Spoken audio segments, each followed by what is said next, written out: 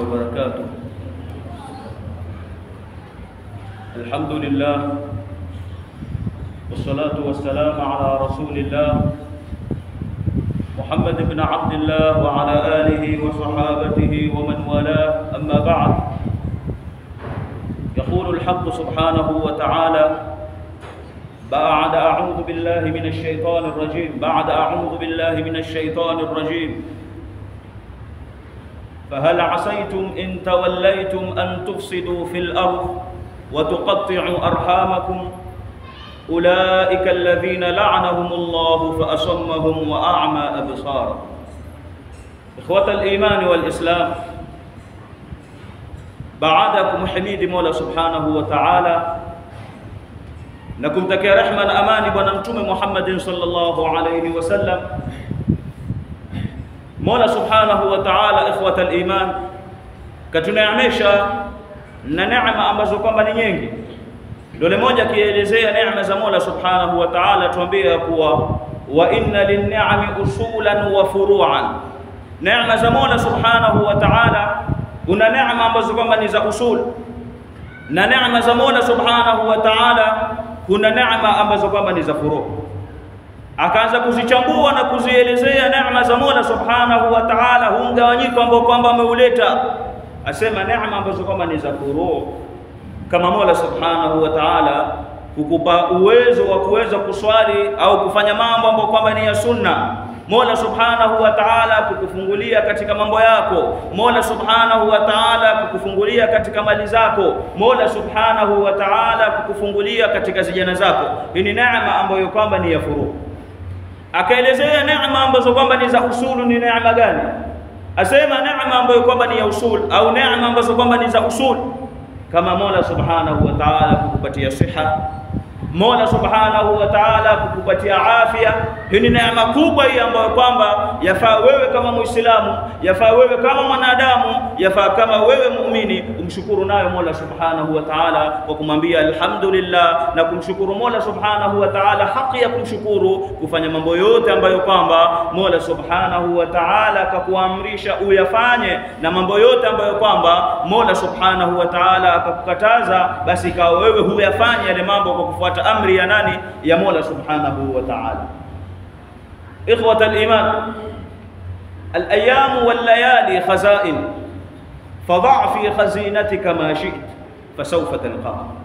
Yule mmoja atuambia kuwa masiku ambayo kwamba tunayo katika dunia, basi ni khazain, ni khazina ambazo kwamba yafaa uweke kitu ambacho kwamba ni cha kheri, ili ikija kufunguliwa khazina kama hii kwa Mola Subhanahu wa Ta'ala, iwe ni khazina yako imefunguliwa na fil hali wewe umefurahi. Kwa hivyo al-ayyamu wal layali khazain fadha fi khazinatika ma shi't, eka utakacho katika khazina yako, lakini fasawfa talqa. Na tufahamu ya kuwa al-jazaa'u min jinsi al-amal, ukifanya jambo jema basi utakuta katika khazina yako mambo ambayo kwamba ni mema. Ukifanya jambo ambalo kwamba ni ovu, utapata katika khazina yako jambo ambalo kwamba ni ovu. Ikhwatal iman, miongoni mwa vitu ambavyo kwamba yafaa tuviweke katika khazina yetu, tuweke vipi tuamiliana na wenzetu, tuweke vipi tuamiliana na familia yetu, tuweke vipi tuamiliana na majirani yetu, ili kwa Mola Subhanahu wa Ta'ala tupate natija ambayo kwamba ni mzuri, na result zikitoka ziwe ni result ambazo kwamba ni mzuri. Ndugu zangu katika imani, leo tumependa tukumbushane jambo ambalo kwamba lau tutakuwa nalo wallahi tutafaulu, na jambo ambalo kwamba hili lau tutakuwa hatuna, basi itakuwa ndo wa kwanza kuanguka katika jamii. Jambo lenyewe ni kuunga kizazi, kama aya ambayo kwamba niliyotangulia Sayyiduna Hasan al-Basri, ambao kwamba wanazuoni wakimzungumzia wasema ndo afdalu tabi' min haythu al-ilm. Sasa huyu bwana asema idha adhhara an-nasu al-ilma wa dhayya'u al-amala wa tahabbu bil-alsuni wa tabaghadhu bil-qulub wa taqata'u bil-arham la'anahumullahu fa asammahum wa a'ma absar. Sayyiduna Hasan al-Basri atuambia kuwa idha adhhara an-nasu al-ilma, lau watu wataonesha elimu yao, lau watu watadhihirisha elimu yao, lakini wadhayya'u al-amala, na wakaacha matendo katika ile ilmu yao ambayo kwamba wameisoma. Wewe wasoma, lakini matendo yako ikawa ni kinyume na ile ilmu ambayo kwamba imekuja kwa Mola Subhanahu wa Ta'ala. Ndio nakumbuka yule bwana alivyosilimu, na washayu bi shay yuzkar, alivyosilimu akazungumza maneno akasema, alhamdulillah araftu alislama qabla an ara almuslimin. Asema yamshukuru Mola Subhanahu wa Ta'ala kwa kitu gani? Asema nimeujua Uislamu kabla sijawaona Waislamu, na kabla sijawajua Waislamu mimi kawa nishaujua Uislamu, kwa sababu Uislamu ni kitu kingine na Waislamu ni kitu kingine. Waweza kuwa wewe ni Muislamu lakini hufanye mambo ambayo kwamba yatakiwa katika Uislamu wako. Sasa asema idha adhharu an-nasa al-ilma, idha adhharu an-nas al-ilma, pindi watu watakapodhihirisha elimu kisha wadhayya'u al-amal, na wakaacha matendo katika ile elimu yao. Na tufahamu kama anavyotuambia yule Sheikh Ahmad ibn Rasalani ya kuwa fa'alimun bi'ilmihi lam ya'malan mu'adhabun min qabli 'ubadi al-wathan. Sasa asema watu wamedhihirisha elimu yao lakini wakaacha kufanya matendo kupitia ile ilmu ambayo kwamba wamedhihirisha. Kisha asema watahabu bil alsuni watabaghadhu bil qulub, ikawa watu wapendana kwa ndimi. Ukikutana mwenzako uonesha wampenda, ukikutana na mwenzako uonesha tabasamu, ukikutana na mwenzako wafurahi, lakini watabaghadhu bil qulub, ikawa nyoyo ina chuki. Wamuonesha mtu nje wako lakini ndani yako kwambia la, nje wamuonesha na lakini ndani wamwambia la. Kisha sema wataqata'u bil arham. Hapo ndo mahallu shahid ambapo kwamba tutazungumzia wataqata'u bil arham. Ikawa watu wanakatana, ikawa ndugu kwa ndugu hawazungumzi, ikawa familia hawazungumzi, na jambo zito zaidi ikawa mtoto hazungumzi na mzazi wake, ikawa mtoto hazungumzi na babake, ikawa mtoto hazungumzi na mamake. Wewe utajiweka katika fungu gani? Ndio wanazuoni kituambia afdalu tabi' min haythu zuhdi wal wara li sayyidina Uwaisul Qarni. Huyo Sayyiduna Uwaisul Qarni cheo chake ambacho kwamba alichokipata kwa Mola Subhanahu wa Ta'ala kupitia mzazi wake, na tufahamu ya kuwa alikuwa yuko zama za Mtume Muhammad sallallahu alaihi wasallam, lakini hakuingia katika daraja ya uswahaba kwa sababu hakukutana na Mtume Muhammad sallallahu alaihi wasallam. Akakutana na watu ambao kwamba waliomuona Mtume Muhammad sallallahu alaihi wasallam, akaingia katika rutba ya tabi. Lakini sababu ambayo kwamba iliyompandisha daraja kwa Mola Subhanahu wa Ta'ala, na akawa anacho kikubwa kwa Mola Subhanahu wa Ta'ala, kumtumikia mamake, kumtumikia mzazi wake. Sasa ikiwa wewe leo waja Muislamu, waja wewe muumini, kisha wamkata mzazi wako, wamkata babako, wamkata mamako, wawakata ndugu zako, wawakata maami zako, wewe utakuwa mtu gani kwa Mola Subhanahu wa Ta'ala? Wajitafutia kitu gani kwa Mola Subhanahu wa Ta'ala? Sasa akatuambia Sayyiduna Hasan al-Basri, natija yake nini baada ya kuwa wataqata'u bil arham? Asema la'anahumullah, Mola Subhanahu wa Ta'ala watu hawa yawalani. Sasa wewe laana za Mola Subhanahu wa Ta'ala utaziweza mwanadamu? Je, Mola Subhanahu wa Ta'ala kikulani utaweza laana za Mola Subhanahu? Ikhwata al-iman, silatul rahim, kuunga kizazi. Ndio ukisikia wale wazee ambao kwamba wamefahamu maana kama hii, utaona mzee akijua sehemu fulani, akijua kijiji fulani kuna familia yake, mtu yafunga safari yuaenda kumzuru ile ndugu yake ama yule familia yake ambayo kwamba iko kule. Ni watu ambao kwamba waliotambua maana ya kuunga kizazi, na ni watu ambao kwamba walitambua maana ya Mtume Muhammad sallallahu alaihi wasallam akituambia kwa inna rahmata la tanzilu ala qaumin fihim qatilun rahim. Rahma ya Mola Subhanahu wa Ta'ala haiteremki kwa watu ambao kwamba kuna mmoja wao pale ana sifa kama hii ya kukata we ndugu zake, ana sifa kama hii ya kukata familia yake. Rahma haiteremki kwa wale watu. Sasa ikiwa rahma haiteremki kwa wale watu, je, mtu mwenyewe itakuwa iko vipi yule? Rahma haiteremki kwa watu, je, yule mwenye kukata wazazi au mwenye kukata familia itakuwa iko vipi kwa Mola Subhanahu wa Ta'ala? Hebu tuangalieni wanazuoni wametambia kitu gani kuhusu habari kama hii ya kuunga kizazi. Al-Imam al-Ghazali katika kitabu chake Ihya'u Ulumuddin, kitabu Adabi Suhba, asema as-silatul kamilatu an tuwassi'a ala qarabatika bimalik wa lisanik wa rifqika wa nasihatik. Al-Imam al-Ghazali katika kitabu chake Ihya'u Ulumuddin, ambao kitabu ni maarufu, asema as-silatul kamila, an tuwassia ala qarabatika bimalik. Asema swila ambayo kwamba ya ukamilifu zaidi, basi wakundulie wenzako na kile kipato ambacho kama Mola Subhanahu wa Ta'ala akakupatia. Kisha sema walisanika, na ulimi wako tumia vizuri. Kama huna pesa za kuwapatia ndugu zako, kama huna pesa za kumpatia mamako, kama huna pesa za kumpatia mjombako, kama huna pesa za kumpatia ammi yako, basi lisani, ulimi wako utumie vizuri. Sasa sema as-silatul kamilatu an tuwassia ala qarabatika bimalik wa lisanika wa rifqika wa nasihatik. Ikiwa wewe huna mali, basi tumia ulimi wako katika kuwafanya mambo au katika kuzungumza mambo ambayo kama ni mazuri. Tumia ulimi wako katika kuwapatia nasaha ndugu zako. Tumia ulimi wako katika kuwapatia wajomba zako nasaha, lakini billati hiya ahsan. Sasa al-Imam al-Ghazali akatambua maana ya silatul rahim.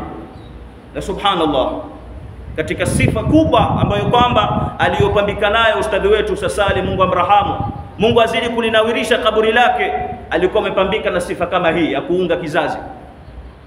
Sifa kama hii ndio ilikuwa sifa kubwa ambayo kwamba yuko nayo ustadhi, ya kuunga kizazi. Ndio Mola Subhanahu wa Ta'ala akamtunuku na mwisho ambao kwamba ni mwema.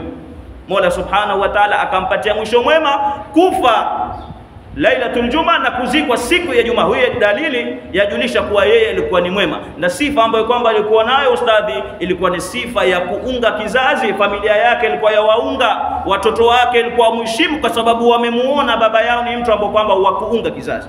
Ndugu zangu katika imani, wanazuoni wametambia nini kuhusu kadhia kama hii ya kuunga kizazi?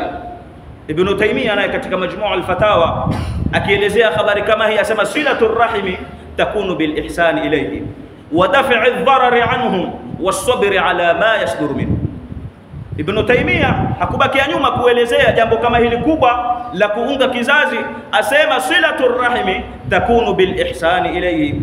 Ikiwa wewe huna pesa kama tulivyotanguliza kusema, basi kwa ni mtu ambaye kwamba wafanya mambo mazuri kwa wenzako, ni mtu ambaye kwamba lau utaingia katika familia kila mmoja atasikia raha, ni mtu ambaye kwamba lau utatangulia mbele ya haki kila mmoja atasikia uchungu, kwa sababu wewe ni mtu ambaye kwamba ilikuwa kusaidia wenzako, ni mtu ambaye kwamba familia yako ina raha na wewe, kwa sababu huko nyuma katika kufanya nini? Kuwasaidia wale familia yako. Sasa asema silatur rahimi takunu bil ihsani ilayhi, kisha wadafi ad-darari anhum, kisha wasabri ala ma yasduru minhu. Ondosha madhara kwa familia yako na usubiri na mambo ambayo kwamba yapatikana katika familia. Uwe ni mtu ambaye kwamba wakusubiri, iwe ni mtu ambaye kwamba wakutahammal vitu, iwe ni mtu ambaye kwamba wakuvumilia katika yale mambo ambayo kwamba wayaona kwenye familia yako. Ikhwatul iman, jambo hili ni jambo ambalo kwamba ni zito. Jambo hili ni jambo ambalo kwamba lau utakuwa nalo la kukata familia, basi wajitafutia laana za Mola Subhanahu wa Ta'ala, na laana za Mola huziwezi wewe. Utapata tabu hapa duniani na kesho akhira ndio tabu itakuwa ni maradufu, itakuwa ni zaidi kwa hili jambo lako ovu ambalo kwamba walifanya la kukata familia. Ndio Mtume Muhammad sallallahu alaihi wasallam akatuambia la yadkhulul janna, la yadkhulul janna, haingii mtu pepo. Mtu gani? Qatil. Yule mtu ambaye kama ana tabia za kukatakata yeye. Mtu akiudhia kidogo ashamkata ndugu yake hata kuzungumza. Subhanallah. Na saa nyingine mwaweza kukatana kwa mali ambazo kwamba si zenu. Kwa mali ambazo kwamba mzazi ima ameziacha, mwakatana na mali yenyewe si zako, hujazitafuta wewe. Saa nyingine mwaweza kukatana kwa ardhi ambayo kwamba ardhi yenyewe ya Mungu si yako. Mmoja kukatana kwa vitu ambavyo kama venye kuondoka, mmoja kukatana kwa vitu ambavyo kama havina thamani yoyote kwa Mola Subhanahu wa Ta'ala. Utaona watu familia wamekaa nyaka nenda nyaka nirudi, wao hawazungumzi. Kwa sababu gani? Kwa sababu ya mali. Mali gani? Mali ambayo kwamba imeachwa na baba. Kwa sababu ya ardhi. Ardhi gani? Ardhi ambayo kwamba imeachwa na baba. Sasa wewe Muislamu wajiweke katika fungu gani kwa Mola Subhanahu wa Ta'ala? Wewe Muislamu, wewe kweli wataka rahma za Mola Subhanahu wa Ta'ala ikiwa umepambika na sifa kama hii? Tumuombe Mola Subhanahu wa Ta'ala asafishe nyoyo zetu. Tumuombe Mola Subhanahu wa Ta'ala kwa baraka ya siku ya Juma kama hii. Kama kuna mtu ana sifa kama hizi amekatana na familia yake, basi Mola Subhanahu wa Ta'ala ajalie ili waregeane, ajalie iwe wawe kitu kimoja, ajalie iwe ni watu ambao kwamba wasaidiana, ajaliwe iwe wapate radhi za Mola Subhanahu wa Ta'ala kwa kule kuunga kwao kizazi.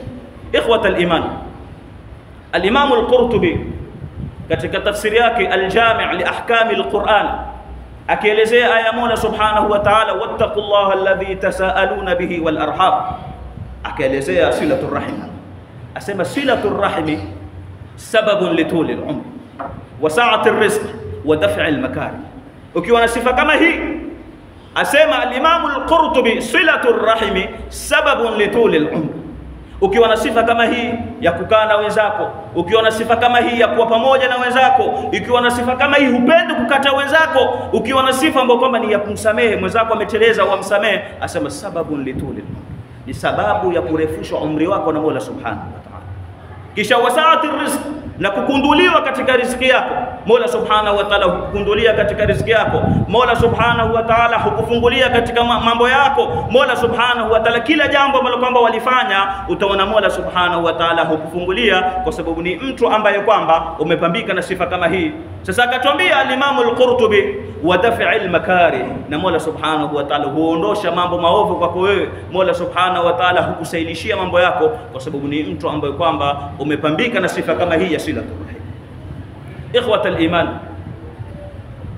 wanazuoni wametuambia kadha wa kadha, na wanazuoni kadha wa kadha ambao kwamba waliokuja kuzungumza jambo kubwa kama hii la kuunga kizazi, jambo kubwa kama hii la kuunga familia, jambo kubwa kama hii la kuwa kitu kimoja katika familia. Ibn al-Qayyim katika Al-Wabil as-Sayyib akielezea silatul rahim, asema silatul rahimi min a'zami asbabil barakati fi rizq. Asema silatul rahim, kuunga kizazi, asema min a'zami asbabir rizqi, asema ndo sababu kubwa ambayo kwamba ya kupatia wewe riziki. Sasa ukiwa ni mtu ambaye kwamba waunga familia yako, basi sababu kubwa ambayo kwamba wajitafutia ya kupewa riziki na Mola Subhanahu wa Ta'ala. Ikhwatal iman, je, mtu ambaye kwamba akiwa amepambika na sifa kama hii, mtu akiwa nayo sifa kama hii ya kuunga kizazi, kitu gani ambacho kwamba hukipata hapa duniani awala kabla kwenda kukutana na Mola Subhanahu wa Ta'ala? Wanazuoni wakatuambia kuwa mtu akiwa na sifa kama hii ya kuunga kizazi, na toba mwenye kuunga kizazi na kusamehe si mjinga. Ukiwa wewe umemuudhi, mfano mtu katika familia amekuudhi, wewe ukamsamehe, si kwamba wewe ni mjinga, la, umefahamu maana ya kusamehe na umefahamu maana ya kuwa Mola Subhanahu wa Ta'ala atakupatia ujira wako. Sasa sema wanazuoni, watuambia wanazuoni, mwenye kuwa na sifa kama hii ya silatul rahim, kuna mambo ambayo kwamba huyapata. Asema jambo la kwanza ambalo kwamba hulipata yule mwenye ambaye kwamba amepambika na sifa kama hii, asema anna fiha ridha Allah Ta'ala li'annahu amara bisilatir rahim. Kitu cha kwanza apata radha za Mola Subhanahu wa Ta'ala. Kitu cha kwanza apata kuridhiwa na Mola Subhanahu wa Ta'ala. Kwa sababu gani? Li'annahu amara bisilatir rahim, kwa sababu yeye Mola Subhanahu wa Ta'ala ndo ameamrisha watu wawe kitu kimoja, ndo ameamrisha watu washikane katika familia, ndo ameamrisha watu wasiwe mbalimbali katika familia. Kwa hivyo kitu cha kwanza ambacho kwamba wakipata wewe ambao kwamba una tabia ya kuunga kizazi, kuwapata radhi za Mola Subhanahu wa Ta'ala. Na kuna watu katika dunia waishi kwa kuridhia na kwa kuridhiwa. Wao wameridhia na kile kipato ambacho kwamba kimetoka kwa Mola Subhanahu wa Ta'ala, wameridhia na ile taksima ambayo kwamba iliyogawanya na Mola Subhanahu wa Ta'ala, na fil hali wao wakaridhiwa na Mola Subhanahu wa Ta'ala kwa mambo ambayo kwamba wameyafanya. Kwa hivyo kitu cha kwanza ambacho kwamba mtu yakipata, anna fiha ridha Allah Ta'ala li'annahu amara bisilatir rahim. Ndio nakumbuka yufkar, baadhi ya wanachuoni akizungumza habari kama hii ya kuridhia na kuridhiwa, asema علمتني الحياة أن أتلقى كل ألوانها رضا وقبولا، ورأيت الرضا يخفف أثقالي ويلقي على المآسي سدولا، والذي ألهم الرضا لا تراه أبد الدهر حاسدا أو عذولا، أنا راض بكل ما كتب الله ومسج إليه حمدا جزيلا، أنا راض بكل صنف من الناس لئيما ألفيته أو نبيلا. Paka mwisho maneno yake akazungumza kuhusu jambo kama hili, kuwa ukiwa mtu ambaye kwamba wa kuunga kizazi chako, kitu cha kwanza ambacho kwamba wakipata, anna fiha ridha Allah, kuna radhi za Mola Subhanahu wa Ta'ala ambazo kwamba zitateremka kwako. Kwa sababu gani? Kwa sababu li'annahu amara bisilatir rahim, kwa sababu yeye Mola Subhanahu wa Ta'ala ndo ameamrisha watu wawe kitu kimoja katika familia. Yeye Mola Subhanahu wa Ta'ala ndo ameamrisha watu washikane. Sasa Mola kuamrisha hivi, wewe waje na kichwa chako waje kutoa amri yako ambayo kwamba wajua wewe. Ikhwatal iman, kitu kingine ambacho kwamba wanazuoni watuambia kuwa mtu yapata akiwa na sifa kama hii, idkhalu sururi alayhi, kuingiza furaha katika familia yako, kwa sababu ni mtu ambaye kwamba kila ukionekana wasikia raha, kwa sababu ni mtu ambaye kwamba wapenda familia. Leo matatizo ambayo kwamba yapo, na haki lazima isemwe, matatizo ambayo kwamba yapo leo, watu hawajuani isipokuwa kutokea kifo, kutokea matanga, ndio tabia wamjua huyo, asimjui, wamjua huyo nani yako fulani fulani fulani. umetokea matanga. Lao ingelikuwa hakuna matanga, ingelikuwa watu wajuana. Ama watu wajuana kumetokea harusi. Lao ingelikuwa hakuna harusi, watu hawajuani. Haya ni makosa ambayo kwamba yafanyika. Kwa hivyo tujuane kabla kutokea matanga, tujuane kabla kutokea harusi, ikiwa sisi ni watu wa nini, watu wa moja katika familia. Kwa hivyo sema kitu kingine ambacho kwamba yakipata yule mwenye kuunga kizazi, idkhalu sururi alayhi, aingiza furaha. Na imekuja katika al-khabari ya kuwa inna afdhala al-a'mal idkhalu sururi ala al-mu'min, matendo ambayo kama ni bora zaidi kuingiza furaha kwa Waislamu wenzako, kuingiza furaha kwa muumini. Sasa hii jambo lingine ambalo kwamba mtu yalipata akiwa na sifa kama hii. Wakatuambia jambo lingine ambalo kwamba yalipata mtu akiwa na sifa kama hii ya kuunga kizazi, mtu kama yule apata furaha za malaika, kwa sababu lianna almalaikata yafrahuna, kwa sababu malaika wafurahi kwa jambo kama lile mtu ambalo kwamba yupo nalo la kuunga kizazi. Kitu kingine ambacho kwamba wanazuoni watuambia kuwa jambo hili la muudhi nani? Sheitani, ibilisi. Ukiwa na jambo kama hili la muudhi sheitani, sasa takuwa wewe umeingiza udhia katika nani? Katika yule sheitani ambaye kwamba ni adui wa Mola Subhanahu wa Ta'ala. Kitu kingine wanazuoni wakatuambia kuwa mtu ana sifa kama hii, akiwa na sifa kama hii ya silatul rahim, ziyadatun fil umr, mtu pata umri wa ziada, Mola Subhanahu wa Ta'ala humtilia umri ambao kwamba ni wa ziada, kisha wa barakatun fil umr, Mola Subhanahu wa Ta'ala humtilia baraka katika nini? Katika ule umri wake, kwa sababu ni mtu ambaye kwamba ana silatul rahim, ni mtu ambaye kwamba anakuunga kizazi, ni mtu ambaye kwamba hana sifa ya kufanya nini, ya kutukana wenzake, au hana sifa ya kukata wenzake. Jambo lingine ambalo kwamba wanazuoni watuambia kuwa mtu akiwa nayo hii silatul rahim, yale mambo au lile jambo ulipata, kuwa furaha yuwapatia wale ambao kwamba wametangulia mbele ya haki. Wewe mfano ikiwa ni babako ametangulia mbele ya haki, au ni mamako ametangulia mbele ya haki, ikawa wewe kijana huku nyuma, ni sifa yako kubwa ya kuunga kizazi, ni sifa yako kubwa ya kuita familia sehemu moja, bila shaka yule babako ambao kwamba yuko kule, bila shaka yule mzazi wako mamako ambao kwamba yuko kule, asikia raha kwa lile jambo ambalo kwamba manawe huku nyuma yalifanya la silatul rahim. Jambo lingine ambalo kwamba wanazuoni watuambia, ukiwa nalo kama hili au ukiwa na jambo kama hili, wapata radhi za Mola Subhanahu. Kwa hivyo ndugu zangu katika imani, silatul rahim, kuunga kizazi, silatul rahim, kuunga kizazi, silatul rahim, kuunga kizazi. Usikate ndugu yako, au usimkate ndugu yako, usikate familia yako, usikate mjomba wako. Na kama tulivyotanguliza kusema, wamkata mtu kwa vitu ambavyo kama ni venye kupita. Nyinyi hamzungumzi familia, hawazungumzi kwa ardhi ambayo kwamba utaiacha utaje kuzikwa hapo ndani. Hamzungumzi kwa ajili ya pesa, hamzungumzi kwa ajili ya urithi ambao kwamba hujautafuta wewe, babako ndo ameutafuta. Sasa kwa nini mtete? Kwa nini mkosane? Kwa nini ikiwa hamsikizani? Na tusahau ya kuwa Mtume Muhammad sallallahu alaihi wasallam atuambia, inna rahmata la tanzilu ala qaumin fi rahma ya Mola Subhanahu wa Ta'ala haiteremki kwa watu ambao kwamba wana sifa kama hii ya kukata familia. Tumuombe Mola Subhanahu wa Ta'ala kwa nyuso ambazo kwamba zameremeta, nyuso za waumini ambao kwamba wamekuja kuswali katika msikitini. Mola Subhanahu wa Ta'ala atujalie ni watu ambao kwamba tuungana. Mola Subhanahu wa Ta'ala atujalie ni watu ambao kwamba ni kitu kimoja.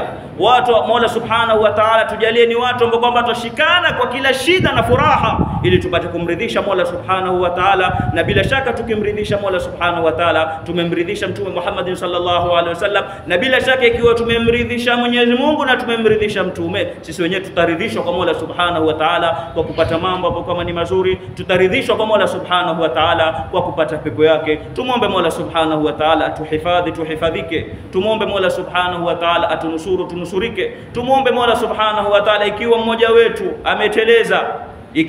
wetu ameteleza akakosana na ndugu yake, ikiwa mmoja wetu ameteleza akakosana na mjomba wake, ikiwa mmoja wetu ameteleza akakosana na ammi yake, basi kwa baraka ya juma kama hii Mola Subhanahu wa Ta'ala ajalie nyoyo ziwe ni safi. Mola Subhanahu wa Ta'ala ajalie kila mmoja amtahirishe moyo wake, ili wapate kukutana, ili wapate kusaidiana, ili wapate kuwa kitu kimoja. Tumombe Mola Subhanahu wa Ta'ala atujalie min alladhina yastami'una alqawla fayattabi'una ahsanahu. Wassalamu alaykum wa rahmatullahi wa barakatuh.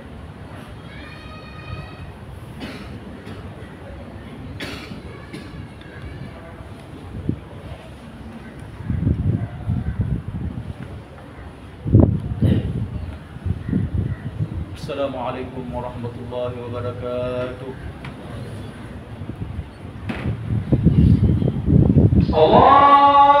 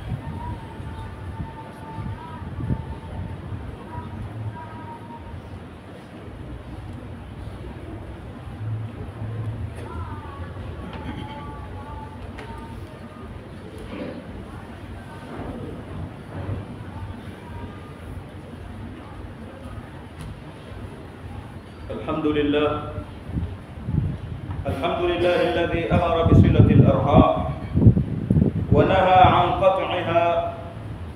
نشكره سبحانه ونستهديه ونستغفره ونعوذ بالله من شرور أنفسنا وسيئات أعمالنا.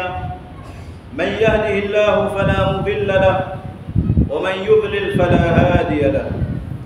وأشهد أن لا إله إلا الله وحده لا شريك له.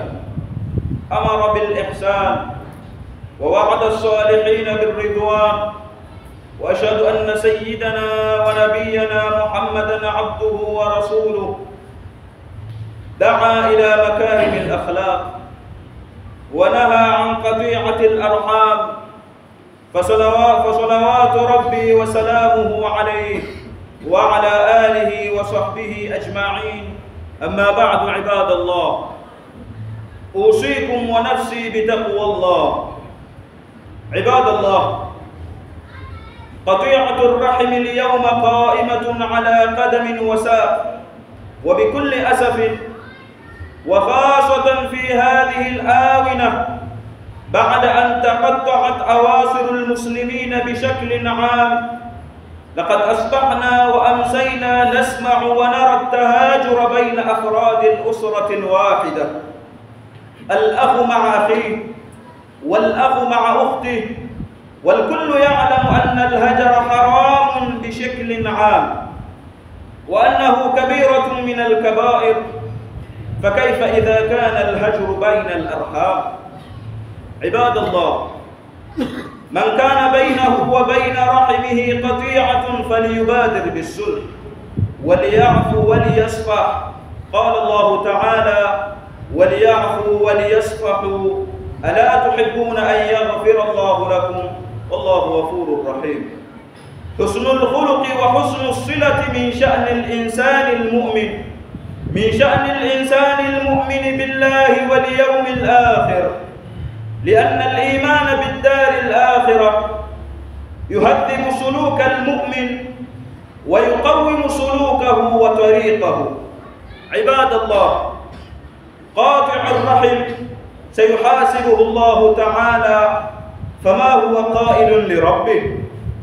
قاطع الرحم يحمل وزره ووزر أبنائه، لأنه يورث القطيعة لأبنائه. والله تعالى يقول: وليحملن أثقالهم وأثقالا مع أثقالهم وليسألن يوم القيامة عما كانوا يفترون. احرصوا على صلة أرحامكم، فهي سبب لرضا الرحمن ومحبة الناس وبركة العمر والرزق. ولا تقطعوا الرحم بسبب خلاف أو دنيا زائلة، صلوا أرحامكم ولو قطعوكم، وأحسنوا إليهم ولو أساءوا إليكم. اللهم بارك لنا في أعمارنا وأرزاقنا، وارزقنا صلة الرحم على ما تحب وترضاه. والله سبحانه وتعالى يقول: وبقوله يهتدي المهتدون. فإذا قرئ القرآن فاستمعوا له وأنصتوا لعلكم ترحمون. أعوذ بالله من الشيطان الرجيم. بسم الله الرحمن الرحيم. والعصر إن الإنسان لفي خسر إلا الذين آمنوا وعملوا الصالحات وتواصوا بالحق وتواصوا بالصبر. بارك الله لي ولكم في القرآن العظيم، ونفعني وإياكم بما فيه من الآيات والذكر الحكيم. أقول قولي هذا وأستغفر الله العظيم لي ولكم، فاستغفروه إنه هو الغفور الرحيم وهو البر الكريم. استغفروا ربكم.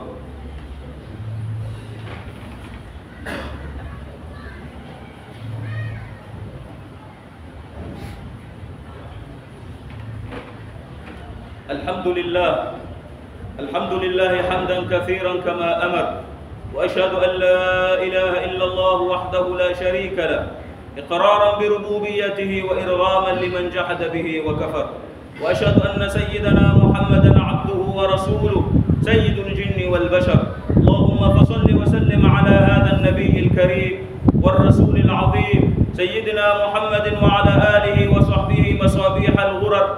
أما بعد، عباد الله، اتقوا الله تعالى فيما أمر وانتهوا عما نهاكم عنه، واعلموا أن الله قد أمركم بأمر بدأ فيه بنفسه، وثنى بملائكته المسبحة بقدسه، وثلث بكم أيها المؤمنون من برية جنه وإنسه، فقال تعالى مخبرا وآمرا: إن الله وملائكته يصلون على النبي يا أيها الذين آمنوا صلوا عليه وسلموا تسليما. اللهم صل على سيدنا محمد وعلى آله وصحبه وسلم. اللهم ارض عن خليفة نبيك على التحقيق أمير المؤمنين سيدنا أبي بكر الصديق، وعلى الناطق بالحق والصواب مزين المنبر والمحراب أمير المؤمنين سيدنا عمر بن الخطاب، وعلى ذي النورين والبرهان جامع سور القرآن أمير المؤمنين سيدنا عثمان بن عفان، وعلى أسد الله الغالب إمام المشارق والمغارب أمير المؤمنين سيدنا علي بن أبي طالب، وعلى 6 البقية من العشرة الذين بايعوه تحت الشجرة. اللهم اغفر للمؤمنين والمؤمنات والمسلمين والمسلمات الأحياء منهم والأموات، إنك سميع قريب مجيب الدعوات ويا قاضي الحاجات. ربنا آتنا في الدنيا حسنة وفي الآخرة حسنة وقنا عذاب النار. عباد الله، إن الله يأمر بالعدل والإحسان وإيتاء ذي القربى وينهى عن الفحشاء والمنكر والبغي، يعظكم لعلكم تذكرون. فاذكروا الله العظيم يذكركم، واشكروه على نعمه يزدكم، ولذكر الله أكبر، والله يعلم ما تصنعون.